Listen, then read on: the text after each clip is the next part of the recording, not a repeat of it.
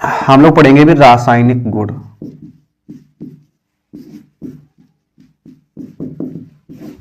रासायनिक गुण नंबर 1 पर धातु के साथ क्रिया होता है इसमें, या सोडियम धातु से क्रिया।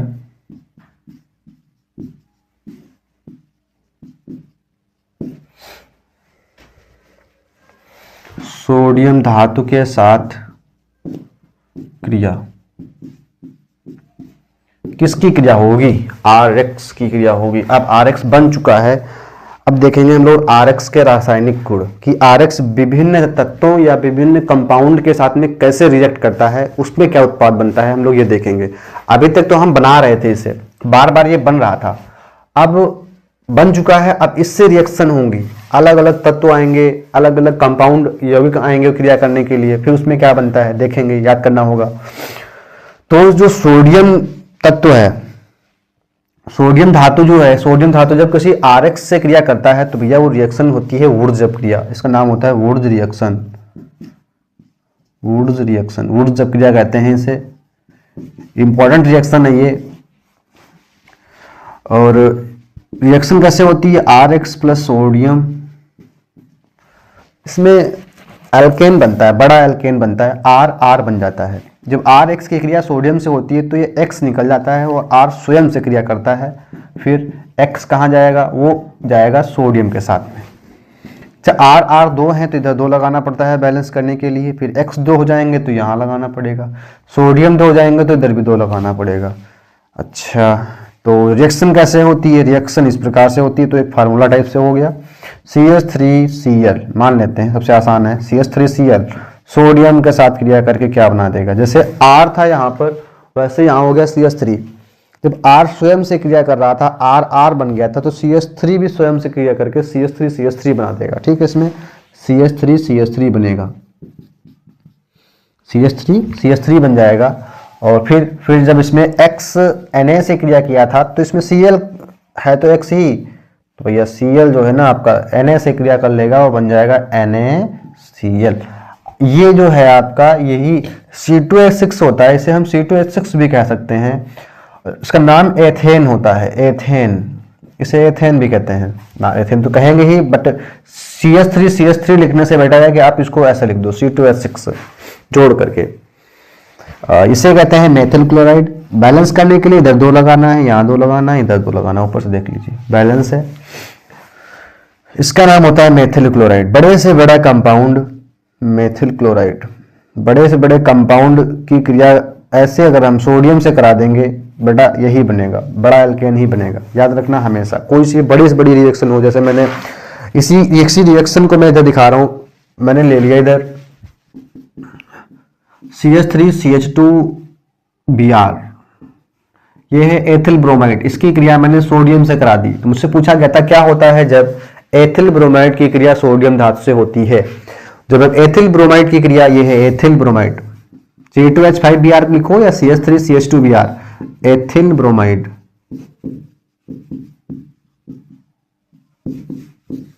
Ethyl bromide. जब एथिल ब्रोमाइड की क्रिया सोडियम धातु से होती है तो बनता है बेटा C2H5 तो पहले से है ये भाई, C2H5 पहले से है तो C2H5 बन जाएगा।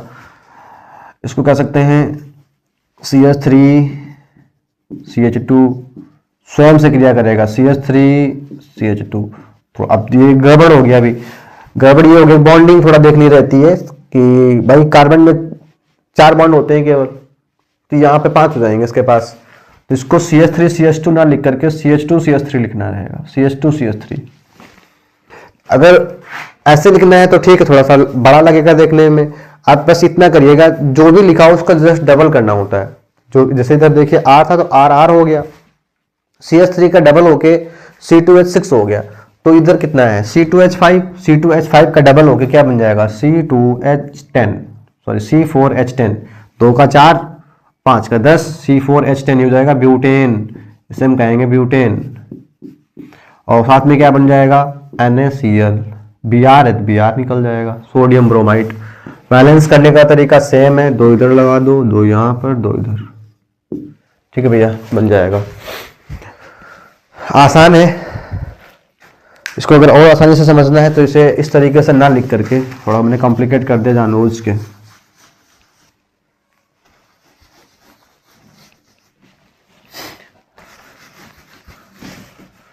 आप इसको ऐसे लिखिए, एथिल, एथिल क्या होता है इधर देख लीजिए, C2H5, एथिल होता है C2H5। अब ब्रोमीन लिया था मैंने ऐसे, सोडियम से क्रिया करेगा तो बेटा बनेगा C2H5, C2H5 दो बार लिख दो, ये डबल कर दो, 2 का कार्बन कितना हो जाएगा 4, 2 का हो गया 4, 2 का 4, हाइड्रोजन 5 के 10, बस खत्म। और सोडियम क्रिया करेगा ब्रोमीन से तो बनेगा NaBr, 2 लगा दोगे बैलेंस करने के लिए। कार्बन 4 है इधर, कार्बन 4 है तो 2 इधर भी लगा दो, सब बैलेंस। अब ये ब्यूटेन है, अब भी लिखा था मैंने ब्यूटेन है, ये ब्यूटेन, ठीक है। तो इस प्रकार से इसकी हिंदी बहुत महत्वपूर्ण रिएक्शन है, मैंने इसलिए टाइम दे दिया इसको इतना। जो आपका RX होता है, RX सोडियम से क्रिया करके, जो भी RX सोडियम से क्रिया करता है तो बड़ा एल्केन बनता है। अगर मेथिल क्लोराइड रहेगा, मेथिल रहेगा तो एथेन बन जाएगा, एथिल रहेगा तो ब्यूटेन बन जाएगा, डबल हो जाएंगे कार्बन, बड़ा एल्केन बनता है ना, बड़ा मतलब जस्ट डबल हो जाएगा, 2 कार्बन से सीधे 4 पर, 1 से सीधे 2 पर। और इस रिएक्शन का नाम होता है वुड्स अपक्रिया, नोट कर लीजिएगा इसको।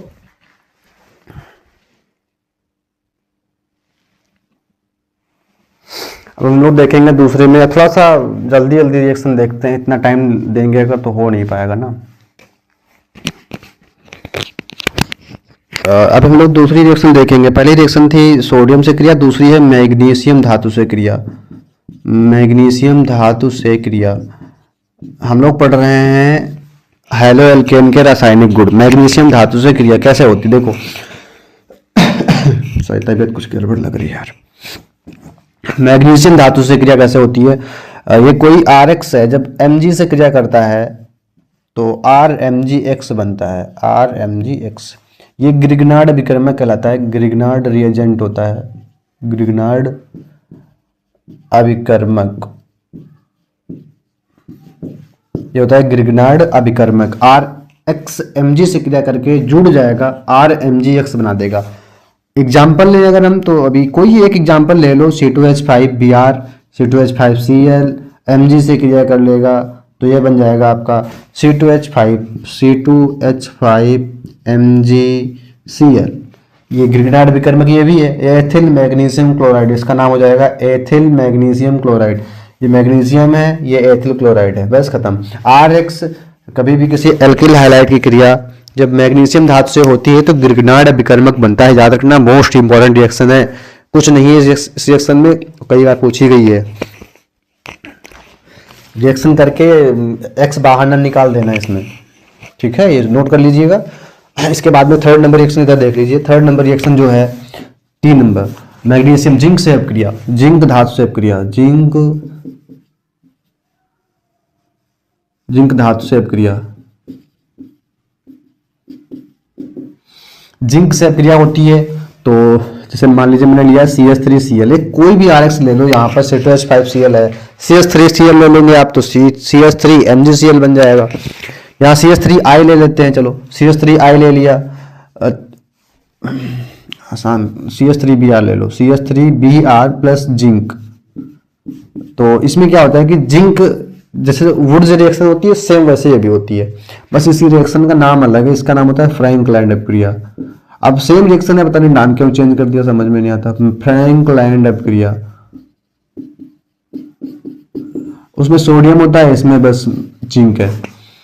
तो इसमें भी बड़ा एल्केन बनता है, कोई भी वो बड़ा एल्केन का मतलब है CH3 स्वयं से क्रिया कर लेगा, C2H6 बना देगा, C2H6 और प्लस जिंक ब्रोमीन से क्रिया करेगा, बैलेंस ही देखोगे, जिंक की 2 होती है, ब्रोमीन की 1 होती है, तो ब्रोमीन में 2 लगाना पड़ेगा, ZnBr2 हो जाएगा। ब्रोमीन 2 है तो 2 लगाना पड़ेगा, CH3 तो ऑलरेडी 2 थे उधर, बैलेंस हो गया फिट। तो इस तरीके से इसमें फ्रैंकलैंड अपक्रिया क्या होती है, जब हम एल्किल हाइलाइट की क्रिया जिंक धातु से कराते हैं, एल्किल हाइलाइट की क्रिया जिंक धातु से कराते हैं तो बनता है आपका एल्केन। जैसे यहाँ है मेथिल ब्रोमाइड तो बन गया आपका एथेन, इसे कहेंगे एथेन, और जिंक ब्रोमाइड बन जाता है बाहर, इसे कहते हैं जिंक ब्रोमाइड। हिंदी क्या लिखेंगे, जब किसी भी एल्किल हाइलाइट पर जिंक की क्रिया होती है तो एल्केन बनता है। इसके लिए अगर पूछी जाए हिंदी, इसकी हिंदी क्या होगी, तो मेथिल ब्रोमाइड पर जिंक की क्रिया कराने से एथेन बनता है और जिंक ब्रोमाइड बाहर निकल जाता है। या सह उत्पाद के रूप में प्राप्त होता है। ये आपकी थर्ड रिएक्शन हो गई है। फोर्थ रिएक्शन देखते हैं हम लोग, इसमें क्या है।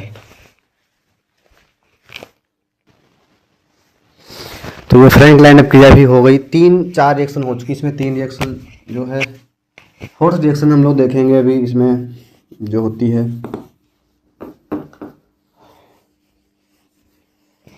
RX की रासायनिक गुण पढ़ रहे हैं हम लोग, याद रखना। मिटा दिया मैंने, पूरा बोर्ड साफ कर दिया। वो इतने में तो लिखा था, फालतू का काम। इतने में एक रिएक्शन करो फिर नीचे आ जाता था, तो हमने मिटा दिया उसको।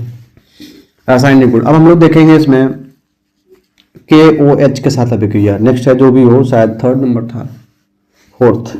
देखो उसमें KOH के साथ अभिक्रिया, KOH के साथ, ये भी इंपॉर्टेंट रिएक्शन है। अब हम सब में इंपॉर्टेंट क्यों बोल रहे हैं भाई, है इंपॉर्टेंट ये रिएक्शन।